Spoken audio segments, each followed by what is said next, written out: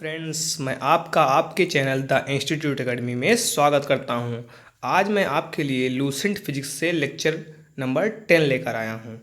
9 lecture मैंने पहले ही upload कर दिए हैं। यदि आप लोगों ने नहीं देखा है तो चैनल की प्लेलिस्ट पर जाकर देख लीजिए। और क्लास स्टार्ट करने से पहले आपसे निवेदन है, यदि आपने मेरे चैनल को सब्सक्राइब नहीं किया है तो चैनल को सब्सक्राइब करें, लाइक करें, शेयर करें। चलिए क्लास स्टार्ट करते हैं। क्या है दाब? पहली हेडिंग क्या है? दाब। दाब क्या होता है? दाब इंग्लिश में बोलते हैं दाब को प्रेशर। किसी सतह के एकांक क्षेत्रफल पर लगने वाले बल को दाब कहते हैं। किसी सतह के एकांक क्षेत्रफल पर लगने वाले बल को क्या कहते हैं? दाब कहते हैं। आगे देखिए, अर्थात दाब बराबर, दाब स्मॉल पी, ये स्मॉल पी है, दाब को स्मॉल पी से रिप्रेजेंट करते हैं। दाब स्मॉल पी बराबर एफ अपॉन ए बराबर पृष्ठ के लंबवत बल, पृष्ठ के लंबवत बल अपॉन पृष्ठ का क्षेत्रफल। क्या होता है? दाब बराबर एफ अपॉन ए होता है बराबर पृष्ठ के लंबवत बल अपॉन पृष्ठ का क्षेत्रफल। एफ क्या है? पृष्ठ के लंबवत बल है। ए क्या है? पृष्ठ का क्षेत्रफल है। तो इसी से देखो डिफिनेशन बनी है। ए को हमने एक मान लिया, ए बराबर एक कर दिया ना, एकांक देखो ना, एकांक क्षेत्रफल। तो किसी सतह के एकांक क्षेत्रफल पर लगने वाले बल को दाब कहते हैं। अर्थात दाब P बराबर एफ पॉन ए बराबर एफ क्या है? पृष्ठ के लंबवत बल है। ए क्या है? पृष्ठ का क्षेत्रफल है। चलिए आगे बढ़ते हैं। दाब का एसआई मात्रक न्यूटन प्रति मीटर स्क्वायर होता है। दाब का एसआई मात्रक क्या होता है? न्यूटन प्रति मीटर स्क्वायर। देखिए फॉर्मूले से स्पष्ट है। एफ मतलब बल का मात्रक क्या होता है? न्यूटन होता है। और ए क्या है? मीटर स्क्वायर होता है ना, इसका मात्रक, क्षेत्रफल का मात्रक क्या होता है? Metre square. तो वही है न्यूटन प्रति मीटर स्क्वायर, इस फॉर्मूले से निकला है। ठीक है, दाब का एसआई मात्रक न्यूटन प्रति मीटर स्क्वायर होता है, जिसे पास्कल भी कहते हैं। क्या कहते हैं? पास्कल, पीए से रिप्रेजेंट करते हैं। दाब का एसआई मात्रक न्यूटन प्रति मीटर स्क्वायर, जिसे पास्कल कहते हैं। ये बहुत ही महत्वपूर्ण है। अक्सर पूछा जाता है पास्कल किसका मात्रक है? तो दाब का मात्रक है। यह पास्कल बराबर क्या होता है? तो न्यूटन प्रति मीटर स्क्वायर होता है फ्रेंड्स। ठीक है, दाब कैसी राशि है? अदिश राशि है। यानी दाब को दिशा की कोई आवश्यकता नहीं होती है, परिमाण की आवश्यकता होती है। ठीक है फ्रेंड्स, तो दाब का ऐसा ही मात्रा न्यूटन प्रति मीटर स्क्वायर होता है, जिसे पास्कल भी कहते हैं। दाब एक अदिश राशि है। चलिए आगे बढ़ते हैं। वायुमंडलीय दाब, एटमॉस्फेरिक प्रेशर क्या होता है? सामान्यतया वायुमंडलीय दाब वह दाब होता है, सामान्यतया वायुमंडलीय दाब वह दाब होता है जो पारे के 76 सेंटीमीटर लंबे कॉलम, जो पारे के 76 सेंटीमीटर लंबे कॉलम द्वारा 0 डिग्री सेल्सियस पर 45 डिग्री अक्षांश पर समुद्र तल पर लगाया जाता है।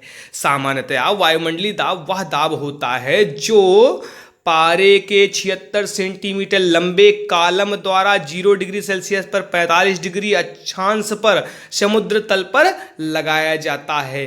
यह एक वर्ग सेंटीमीटर अनुप्रस्थ काट वाले पारे के 76 सेंटीमीटर लंबे कॉलम के भार के बराबर होता है। यह एक वर्ग सेंटीमीटर अनुप्रस्थ काट वाले पारे के 76 सेंटीमीटर लंबे कॉलम के भार के बराबर होता है। एक बार दोबारा देख लीजिए, अनुप्रस्थ काट क्या होता है समझ लीजिए। जैसे मान लीजिए ये कोई चीज़ है, ये चौड़ाई में है, इसको चौड़ाई में काटा जाए, ऐसे से काट दिया जाए, तो इसको, इसके जो पीस बनेंगे उनको कहेंगे, मतलब जो भी पार्ट बनेंगे उनको अनुप्रस्थ काट बोलेंगे, कि अनुप्रस्थ काट के रूप में कट रहे हैं। ठीक है फ्रेंड्स, तो एक बार दोबारा इसको देख लेते हैं। वायुमंडलीय दाब वह दाब होता है जो पारे के 76 सेंटीमीटर लंबे कॉलम के द्वारा 0 डिग्री सेल्सियस पर 45 डिग्री अक्षांश पर समुद्र तल पर लगाया जाता है। यह एक वर्ग सेंटीमीटर अनुप्रस्थ काट वाले पारे के 76 सेंटीमीटर लंबे कॉलम के भार के बराबर होता है। वायुमंडलीय दाब का एसआई मात्रक बार होता है। वायुमंडलीय दाब का एसआई मात्रक क्या होता है? बार होता है। बार किसका मात्रक होता है? वायुमंडलीय दाब का मात्रक होता है। एक बार बराबर क्या होता है? 10⁵ न्यूटन प्रति मीटर स्क्वायर। इंपॉर्टेंट चीज है ये। सॉरी फ्रेंड्स, इसे पूछा जाता है सर कि एक बार बराबर 10⁵ न्यूटन प्रति मीटर स्क्वायर। एक बार बराबर कितना होता है? 10⁵ न्यूटन प्रति मीटर स्क्वायर। ठीक है फ्रेंड्स, न्यूटन प्रति मीटर स्क्वायर। न्यूटन प्रति मीटर स्क्वायर किसका मात्रक है? दाब का मात्रक है। ठीक है फ्रेंड्स, आगे देखते हैं। वायुमंडलीय दाब 10⁵ न्यूटन प्रति मीटर स्क्वायर अर्थात एक बार के बराबर होता है। वायुमंडलीय दाब किसके बराबर होता है? एक बार के बराबर होता है। एक बार बराबर क्या होता है? 10⁵ न्यूटन प्रति मीटर स्क्वायर। वायुमंडलीय दाब 10⁵ न्यूटन प्रति मीटर स्क्वायर के बराबर होता है अर्थात एक बार के बराबर होता है। भाई एक बार बराबर क्या दिया? 10⁵ न्यूटन प्रति मीटर स्क्वायर। तो वायुमंडलीय दाब क्या होता है? 10⁵ न्यूटन प्रति मीटर स्क्वायर अर्थात कि एक बार के बराबर होता है। चलिए आगे बढ़ते हैं। पृथ्वी की सतह से ऊपर जाने पर वायुमंडलीय दाब कम हो जाता है। अक्सर प्रश्न पूछा जाता है पृथ्वी की सतह से ऊपर जाने पर वायुमंडलीय दाब क्या होता है? तो कम हो जाता है। जैसे आपका गुरुत्वीय त्वरण भी क्या होता है? ऊपर जब जाते हैं पृथ्वी से, जैसे ऊपर बढ़ते हैं तो क्या होता है? गुरुत्वीय त्वरण कम होता है ना, और नीचे जाते हैं तब भी गुरुत्वीय त्वरण कम होता है। वैसे ही इसमें क्या है कि पृथ्वी की सतह से ऊपर जाते हैं तो वायुमंडलीय दाब क्या होता है? कम हो जाता है, जिसके कारण क्या होता है? पहाड़ों पर खाना बनाने में कठिनाई होती है। और दूसरा क्या होता है? वायुयान में बैठे यात्री के फाउंटेन पेन से स्याही रिस जाती है। देखिए जब वायुयान उड़ता है तो वायुयान के जो बैठा यात्री होगा उसका जो फाउंटेन पेन है उससे स्याही का होता है निकलने लगती है, रिसाव होता है उस स्याही का। ये किस कारण होता है? वायुमंडलीय दाब कम होने के कारण। क्योंकि एरोप्लेन जब उड़ता है तो क्या होता है? पृथ्वी की सतह से ऊपर उड़ता है ना, तो क्या होता है? वायुमंडलीय दाब कम हो जाता है। फिर से एक बार देखते हैं। पृथ्वी की सतह से ऊपर जाने पर वायुमंडलीय दाब कम हो जाता है, जिसके कारण पहाड़ों पर खाना बनाने में कठिनाई होती है। प्रश्न पूछा जाता है पहाड़ों पर खाना बनाने में कठिनाई किस कारण होती है? तो वायुमंडलीय दाब के कम हो जाने के कारण। और पूछा जाता है कि वायुयान में बैठे यात्री के फाउंटेन पेन से स्याही क्यों रिस जाती है? तो किस लिए? वायुमंडलीय दाब कम होने के कारण। चलिए आगे बढ़ते हैं फ्रेंड्स, बहुत ही महत्वपूर्ण सेशन है, अच्छे से देखिए आप लोग। वायुमंडलीय दाब को बैरोमीटर से मापा जाता है। वायुमंडलीय दाब को किससे मापा जाता है? बैरोमीटर से। अक्सर प्रश्न पूछा जाता है बैरोमीटर से क्या मापा जाता है? तो वायुमंडलीय दाब मापा जाता है। वायुमंडलीय दाब किससे मापा जाता है? बैरोमीटर से। इसकी सहायता यानी बैरोमीटर की सहायता से मौसम संबंधी पूर्वानुमान भी लगाया जा सकता है। क्या बता रहे हैं? बैरोमीटर की सहायता से मौसम संबंधी पूर्वानुमान भी लगाया जा सकता है। फ्रेंड्स याद रखना, क्या बैरोमीटर से क्या मापते हैं? वायुमंडलीय दाब मापते हैं। बैरोमीटर की सहायता से मौसम संबंधी पूर्वानुमान लगाया जा सकता है। अब यहाँ से देखिए, आगे देखिए, इन जो आगे पॉइंट बता रहा हूँ इनसे अक्सर एग्जाम में प्रश्न पूछे जाते हैं। बहुत ही महत्वपूर्ण तीनों बिंदु हैं, समझिए। बैरोमीटर का पाठ्यांक जब एकाएक नीचे गिरता है तो क्या आता है? आंधी आने की संभावना होती है। जब बैरोमीटर का पाठ्यांक एकाएक नीचे गिरता है तो आंधी आने की संभावना होती है। प्रश्न पूछा जाता है आंधी आने की संभावना कब होती है? तो बैरोमीटर का पाठ्यांक जब एकाएक नीचे गिरता है। या ऐसे पूछते हैं बैरोमीटर का पाठ्यांक जब एकाएक नीचे गिरता है तो क्या होता है? तो आंधी आने की संभावना होती है। बैरोमीटर का पाठ्यांक जब एकाएक नीचे गिरता है तो आंधी आने की संभावना होती है। नेक्स्ट पॉइंट क्या है? बैरोमीटर का पाठ्यांक यहाँ होगा, ठा नहीं टा लग गया है, ठा होगा, ठीक है। पाठ्यांक, बैरोमीटर का पाठ्यांक जब धीरे धीरे नीचे गिरता है तो वर्षा होने की संभावना होती है। बैरोमीटर का पाठ्यांक जब धीरे धीरे नीचे गिरता है तो क्या होता है? वर्षा होने की संभावना होती है। प्रश्न पूछा जाएगा वर्षा होने की संभावना कब होती है? तो जब बैरोमीटर का पाठ्यांक धीरे धीरे नीचे गिरता है तब वर्षा होने की संभावना होती है। नेक्स्ट पॉइंट क्या है? बैरोमीटर का पाठ्यांक जब धीरे धीरे ऊपर चढ़ता है तो दिन साफ रहने की संभावना होती है। जब बैरोमीटर का पाठ्यांक धीरे धीरे ऊपर चढ़ता है तो क्या होता है? दिन साफ रहने की संभावना होती है। तीनों पॉइंट दोबारा देख लीजिए। जब बैरोमीटर का पाठ्यांक जब एकाएक नीचे गिरता है तो आंधी आने की संभावना होती है। बैरोमीटर का पाठ्यांक जब धीरे धीरे नीचे गिरता है तो वर्षा होने की संभावना होती है। बैरोमीटर पाठ्यांक जब धीरे धीरे ऊपर चढ़ता है क्या होता है? ऊपर चढ़ता तो दिन साफ रहने की संभावना होती है। यहाँ पाठ्यांक लिख गया है, पाठ्यांक होगा, दो जगह मिस्टेक है।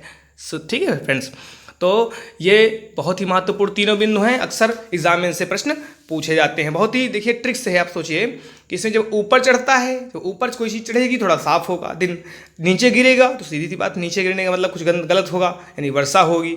और जब एकाएक नीचे गिर जाएगा यानी कि सीधी सी बात है किसी अनिष्ट कोई मतलब बुरा कार्य होने वाला है, अर्थात कि आंधी आने की संभावना रहती है। चलिए नेक्स्ट देखते हैं आगे। द्रव्य में दाब प्रेशर इन लिक्विड क्या है? द्रव के अणुओं द्वारा बर्तन की दीवार अथवा तली के प्रति एकांक क्षेत्रफल पर लगने वाले बल को द्रव का दाब कहते हैं। द्रव का दाब क्या होता है फ्रेंड्स? द्रव के अणुओं द्वारा बर्तन की दीवार अथवा तली।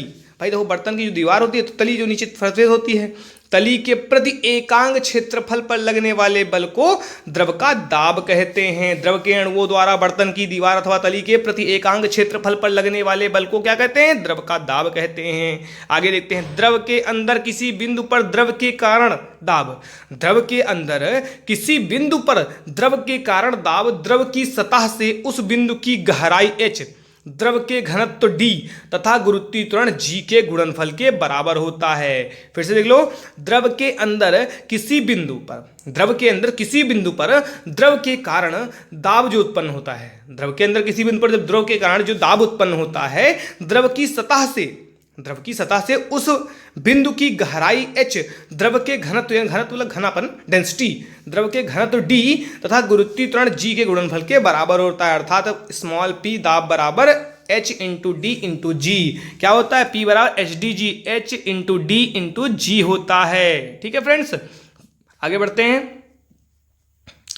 दिया है द्रवों में दाब के नियम, ये भी महत्वपूर्ण बिंदु है, यहाँ देख लीजिए। स्थिर द्रव में एक ही क्षैतिज तल में स्थित सभी बिंदुओं पर दाब समान होता है। क्षैतिज क्या होता है? ऐसे ही क्षैतिज होता है। ये ऊर्ध्वाधर क्या होता है? ऐसे ऊर्ध्वाधर होता है। ठीक है, तो क्षैतिज तल है, बोल रहे ना, एक स्थिर द्रव। स्थिर मतलब कि जो द्रव है ठहरा हुआ है, उसमें कोई प्रवाह नहीं है, कोई गति नहीं है। तो क्या है? स्थिर द्रव में एक ही क्षैतिज तल, मतलब ऐसा तल है, क्षैतिज तल पर स्थित सभी बिंदुओं पर दाब क्या होता है? समान होता है। दाब जब समान होगा तभी तो वो गतिशील नहीं होगा या प्रवाह उसमें नहीं होगा। जब दाब असमान होगा तो प्रवाह होने लगेगा, मतलब उसमें कोई ना कोई हलचल मचने लगेगी द्रव में। तो समझो, स्थिर द्रव में एक ही क्षैतिज तल में स्थित सभी बिंदुओं पर द्रव क्या होता है? दाब क्या होता है? समान होता है। आगे देखो नेक्स्ट पॉइंट, स्थिर द्रव के भीतर किसी बिंदु पर दाब प्रत्येक दिशा में बराबर होता है। स्थिर द्रव के भीतर किसी बिंदु पर दाब प्रत्येक दिशा में क्या होता है? बराबर होता है। क्या बता रहे हैं? स्थिर द्रव के भीतर किसी बिंदु पर दाब, जो स्थिर द्रव होता है उसमें किसी भी बिंदु पर जो दाब होता है प्रत्येक दिशा में बराबर होता है, तभी वो द्रव स्थिर होगा। सीधी सी बात है। अगर मान लीजिए ये टैंक है, इसमें पानी भरा है, स्थिर पानी है, अगर मान लीजिए इधर से हम दाब लगाएंगे तो क्या होगा? इधर से पानी थोड़ा लहर बनेगी, इसमें ऐसे मूवमेंट बनेगी और ये यहाँ से निकलना शुरू हो जाएगा। तो स्थिर द्रव कहाँ रह जाएगा? नहीं रहेगा ना स्थिर द्रव। तो क्लियर है ना? तो बोल रहे हैं ना, स्थिर द्रव के भीतर किसी बिंदु पर दाब प्रत्येक दिशा में बराबर होता है। नेक्स्ट पॉइंट, द्रव के भीतर किसी बिंदु पर दाब स्वतंत्र तल से बिंदु की गहराई के अनुक्रमानुपाती होता है। द्रव के भीतर किसी बिंदु पर दाब स्वतंत्र तल से बिंदु की गहराई के अनुक्रमानुपाती होता है। चलिए नेक्स्ट पॉइंट देखते हैं, क्या दिया है? किसी बिंदु पर द्रव का दाब द्रव के घनत्व पर निर्भर करता है। किसी बिंदु पर द्रव का जो दाब है द्रव के घनत्व पर निर्भर करता है। सीधी सी बात, जब गाढ़ा द्रव होगा तो उस पर दाब हम लगाएंगे तो क्या होगा? द्रव जो होगा वो उसका प्रसार क्या होगा? कम होगा, मतलब दबाव प्रसार। लेकिन अगर तरल द्रव क्या है? पतला है, तो उस पर अगर हम प्रेशर लगाएंगे तो क्या होगा? उसका प्रसार ज़्यादा होगा बर्तन में। ठीक है, तो वही बता रहे हैं, किसी बिंदु पर द्रव का दाब द्रव के घनत्व पर निर्भर करता है। घनत्व अधिक होने पर दाब भी अधिक होता है। जब घनत्व अधिक होगा दाब भी अधिक होगा। ठीक है, प्रश्न देख लो, समझ लो, किसी बिंदु पर द्रव का दाब द्रव के घनत्व पर निर्भर करता है। घनत्व अधिक होने पर दाब भी अधिक होगा। सीधी सी बात है, जब घनत्व किसी द्रव का घनत्व ज़्यादा होगा तो जब बर्तन पे किसी पे मान लीजिए रखा है तो उसका जो क्या होगा? बर्तन की तली को दबाएगा भी ज़्यादा, यानी बर्तन की तली पर दाब ज़्यादा पड़ेगा ना। तो वही बात बता रहा, घनत्व अधिक होने पर दाब भी अधिक होता है। नेक्स्ट पॉइंट देखिए, द्रव दाब संबंधी पास्कल का नियम देख लीजिए क्या है, बहुत इंपॉर्टेंट है। द्रव दाब संबंधी पास्कल का नियम। पास्कल के नियम का प्रथम कथन क्या कहता है देखते हैं, यदि गुरुत्वीय प्रभाव को नगण्य माना जाए तो संतुलन की अवस्था में द्रव के भीतर प्रत्येक बिंदु पर दबाव समान होता है। पास्कल का जो नियम है उसका प्रथम कथन क्या कहता है, यदि गुरुत्वीय प्रभाव को नगण्य माना जाए, यदि गुरुत्वीय प्रभाव को क्या माना जाए? नगण्य माना जाए। गुरुत्वीय प्रभाव को नगण्य माना जाए तो संतुलन की अवस्था में द्रव के भीतर प्रत्येक बिंदु पर दबाव समान होता है। द्वितीय कथन क्या कहता है? पास्कल के नियम का द्वितीय कथन कहता है, किसी बर्तन में बंद द्रव के किसी भाग पर आरोपित बल, किसी बर्तन में बंद द्रव के किसी भाग पर आरोपित बल द्रव द्वारा सभी दिशाओं में समान परिमाण में संचारित कर दिया जाता है। क्या बताया इन्होंने? किसी बर्तन में बंद किसी बर्तन में बंद द्रव के किसी भाग पर आरोपित बल, मान लीजिए किसी बर्तन में कोई द्रव बंद है, उस पर किसी भाग में अगर हम बॉटल ही मान लीजिए या प्लास्टिक का कोई चीज़ है, मान लीजिए ये बॉटल है, अगर यहाँ पे द्रव है मान लीजिए, तो अगर हम यहाँ पे क्या, यहाँ पे आरोपित कर दें बल, यहाँ पे दबाना शुरू कर दें इस बॉटल को यहाँ से, तो क्या होगा, किसी आरोपित बल द्रव द्वारा सभी दिशाओं में समान परिमाण में संचारित कर दिया जाता है। द्रव क्या होता है, यहाँ से ढक्कन से क्या समान रूप से इधर निकलेगा उधर निकलेगा, सब जगह निकलना प्रारंभ हो जाएगा। ठीक है फ्रेंड्स, समझ रहे हो बात को। द्वितीय नियम क्या कहता है, किसी बर्तन में बंद द्रव के किसी भाग पर आरोपित बल द्रव द्वारा सभी दिशाओं में समान परिमाण में संचारित कर दिया जाता है। एक बार दोबारा देख लीजिए, किसी बर्तन में बंद द्रव के किसी भाग पर आरोपित बल द्रव द्वारा सभी दिशाओं में समान परिमाण में संचारित कर दिया जाता है। आगे देखते हैं, पास्कल के नियम की बहुत इंपॉर्टेंट है, ये एग्जाम्पल पूछते हैं। पास्कल के नियम पर आधारित कुछ यंत्र कौन सा, हाइड्रोलिक लिफ्ट जैसे हाइड्रोलिक प्रेस है, हाइड्रोलिक ब्रेक है, ये किस सिद्धांत पर कार्य करते हैं, पास्कल के नियम पर आधारित यंत्र हैं। प्रश्न पूछा जाता है हाइड्रोलिक लिफ्ट या हाइड्रोलिक प्रेस या हाइड्रोलिक ब्रेक किस सिद्धांत पर कार्य करता है, तो पास्कल के नियम पर कार्य करता है। Hydraulic lift, hydraulic press, hydraulic brake जो है पास्कल के नियम पर आधारित हैं। चलिए एक बार दोबारा जल्दी से जल्दी देख लेते हैं, क्या है, क्या दिया है, देख लेते हैं। दाब क्या, किसी सतह के एकांक क्षेत्रफल पर लगने वाले बल को दाब कहते हैं। किसी सतह के एकांक क्षेत्रफल पर लगने वाले बल को दाब कहते हैं। अर्थात दाब बराबर P बराबर F/A। F क्या है, पृष्ठ के लंबवत बल है, अपॉन A क्या है, पृष्ठ का क्षेत्रफल है। आगे देखते हैं, दाब का SI मात्रक न्यूटन प्रति मीटर स्क्वायर होता है, जिसे पास्कल PA से रिप्रेजेंट करते हैं, पास्कल भी कहते हैं। दाब एक अदिश राशि है। आगे देखते हैं, वायुमंडलीय दाब क्या है, एटमॉस्फेरिक प्रेशर। सामान्यतया वायुमंडलीय दाब वह दाब होता है जो पारे के 76 सेंटीमीटर लंबे कॉलम द्वारा 0 डिग्री सेल्सियस पर 45 डिग्री अक्षांश पर समुद्र तल पर लगाया जाता है। यह 1 वर्ग सेंटीमीटर अनुप्रस्थ काट वाले पारे के 76 सेंटीमीटर लंबे कॉलम के भार के बराबर होता है। वायुमंडलीय दाब का SI मात्रक बार होता है। एक बार बराबर 10⁵ न्यूटन प्रति मीटर स्क्वायर होता है।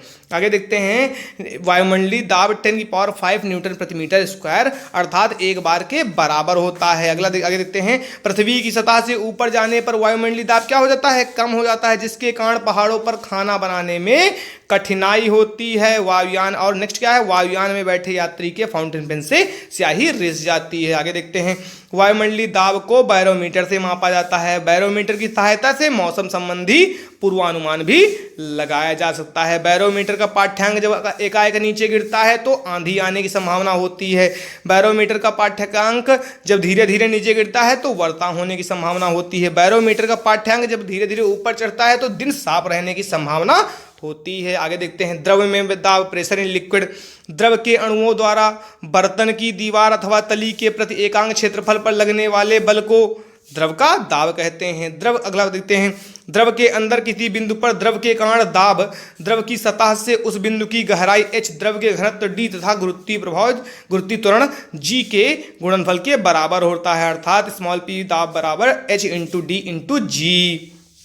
अब द्रव में देखिए, आगे देखिए, द्रव में दाब के नियम। स्थिर द्रव में एक ही क्षैतिज तल में स्थित सभी बिंदुओं पर दाब समान होता है। नेक्स्ट पॉइंट क्या है, स्थिर द्रव के भीतर किसी बिंदु पर दाब प्रत्येक दिशा में बराबर होता है। आगे देखते हैं, द्रव के भीतर किसी बिंदु पर दाब स्वतंत्र तल से बिंदु की गहराई के अनुक्रमानुपाती होता है। नेक्स्ट पॉइंट देखते हैं, किसी बिंदु पर द्रव का दाब जो है द्रव के घनत्व पर निर्भर करता है। घनत्व जितना अधिक होगा, अधिक होने पर दाब भी अधिक होता है। घनत्व अधिक होने पर दाब भी अधिक होता है। अब आगे देखते हैं, द्रव दाब संबंधी पास्कल का नियम। पास्कल के नियम का प्रथम कथन क्या कहता है, यदि गुरुत्वीय प्रभाव को नगण्य माना जाए तो संतुलन की अवस्था में द्रव के भीतर प्रत्येक बिंदु पर दबाव समान होता है। नेक्स्ट कथन क्या बोलता है, पास्कल के नियम का द्वितीय कथन, किसी बर्तन में बंद द्रव के किसी भाग पर आरोपित बल द्रव द्वारा सभी दिशाओं में समान परिमाण में संचारित कर दिया जाता है। आगे देखते हैं, आगे दिया है पास्कल के नियम पर आधारित कुछ यंत्र। Hydraulic lift, hydraulic press, hydraulic brake किस सिद्धांत पर कार्य करते हैं, पास्कल के नियम पर कार्य करते हैं। Thank you friends.